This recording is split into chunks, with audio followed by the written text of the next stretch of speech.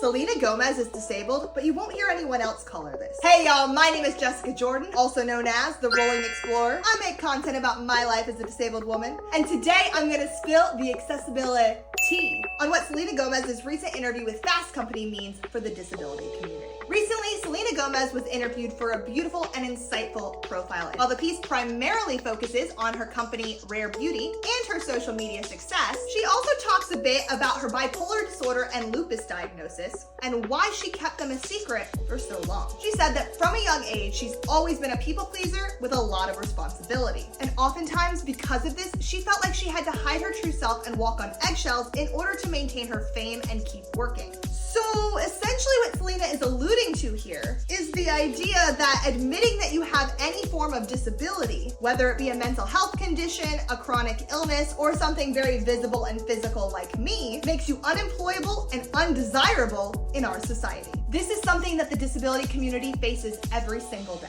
Take me, for example. I'm an educated woman. I have a degree in English literature from the University of Notre Dame. Yet, for the entirety of my adult life, I have struggled to find full-time employment. I first started talking openly about my disability online during my last semester at Notre Dame. I remember at the time, my parents were really nervous about this decision. They thought it would make me difficult to employ. And honestly, I was nervous too. Even though anyone that looks at me can clearly tell I'm disabled, to talk openly about it is still really taboo. But clearly, I went ahead anyway, and clearly, I now make content for a living. Mostly by choice now, but that certainly has not always been the case. So let's look back at Selena with some new perspective. I'm not mad that she has not verbally identified herself with the disability community. While I know that disability doesn't take away from anyone's talent, beauty, intelligence, personality, or inherent value, much of society is not yet on that same page. You may never know how many times in Selena Gomez's career where she felt like she had to push through pain or flare-ups in order to remain agreeable and employable by Hollywood.